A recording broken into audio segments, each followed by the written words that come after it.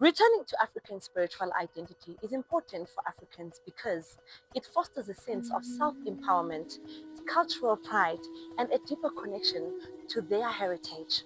It allows individuals to reclaim their traditions, histories, and a worldview that was suppressed and devalued during colonization.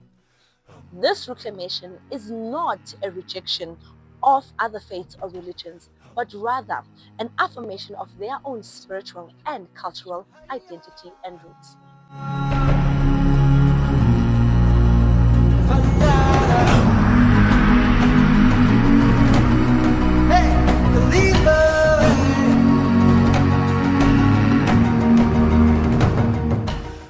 Molweni babugeli bami emakhaya. Welcome to another episode with the Rising of Al-Keblan. Your host today is Sanalanga, and andihambi ndedwa namhlanje studio. I have with me a student from the University of Cape Town who is currently studying a bachelor's in social science, majoring in politics and governance.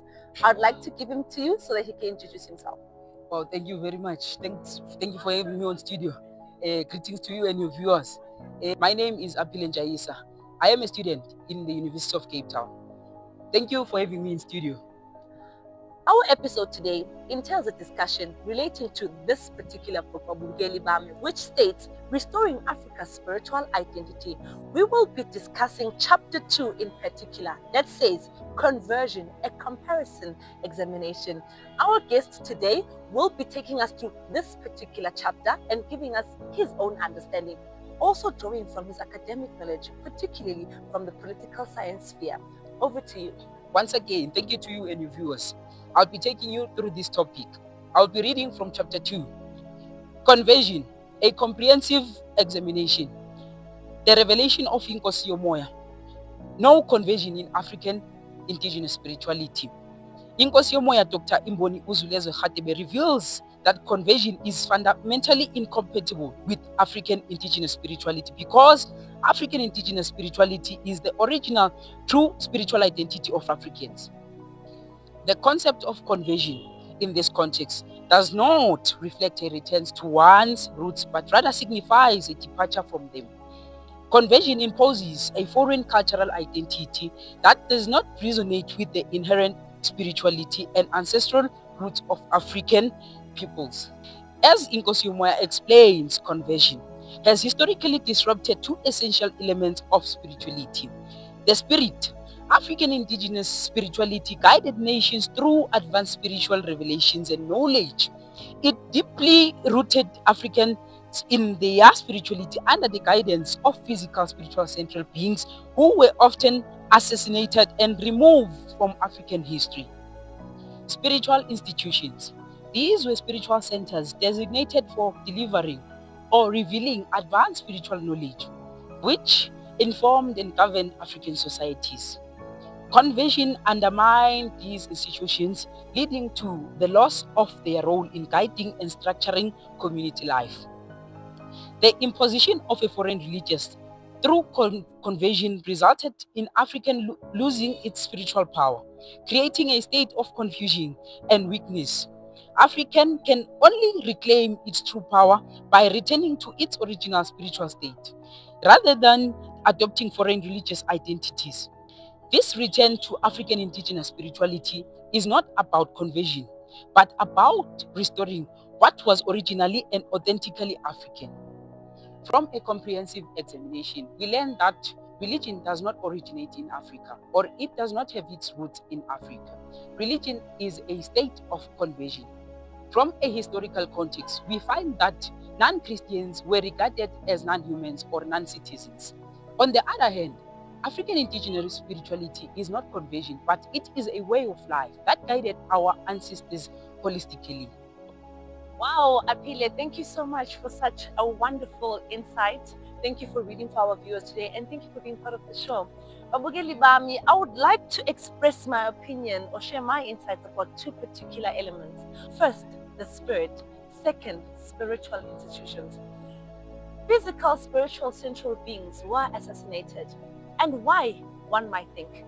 It is because they were responsible. They received messages from Umdali, the creator, through deities and sharing it nesizwe. the nation, abantu abamnyama, they foresaw the coming of many things, even foresaw the coming of a colonization. Physical, sensual, spiritual beings were very important to the governing of African nations and society. They were also responsible for legitimizing our societies. They were responsible for legitimizing our institutions. They were responsible for legitimizing the way of African governance through spiritual order and spiritual approval. Secondly, may I continue to say spiritual institutions. It says here, these were spiritual centers designated for delivering or revealing advanced spiritual knowledge, which informed and governed African societies. These spiritual institutions, one might mistake them for being a church, for example, but we know in Africa we had no church. Spiritual institutions are places where high spiritual entities and beings resided and also shared spiritual information through these physical spiritual central beings, then going forward to our nations. This is where we received imithetho yakwantu. This is where we received the rules and the laws that govern the African society.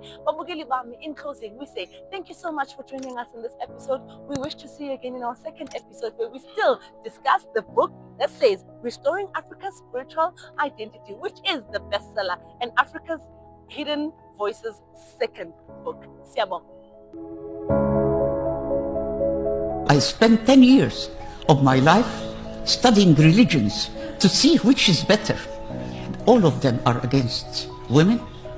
All of them follow racism. All of them class oppression. You have to read books, those holy books, in order to know that those books are political books. Religion is a political ideology. Religion is not a moral ideology. It's not about ethics. Is there ethics in religion? We have to ask ourselves. Is there ethics in politics? Because there is no real separation between religion and politics. Religion is a political ideology, and politics cannot exist. Governments cannot exist. Political parties, even the Marxists, cannot exist without religion. They need God all the time to justify injustices. When you use God to justify oppression of women, veiling of women, oppression of poor people, class oppression, race oppression. When you use God, then everybody is afraid to criticize. So why people are very afraid to criticize religion and to be apologetic? Why? We have to face this. Because I know many people who are Marxists. I lived with them. Marxists, and they are atheists. But they are very apologetic in relation to religion, under the so-called freedom of choice. They say people are free to choose their religion. Number one, we didn't choose, because there are hundreds of religions. You have to study all and then to choose. And they say, well, women are veiled because this is freedom of choice. We should not prevent women from being veiled if they choose it. Do women really choose to be veiled? Under any age? Why women are veiled and men are not veiled? I'm not against the veiling, but everybody should be veiled, not only women. I'm not against the nakedness, but everybody should be naked, men and women.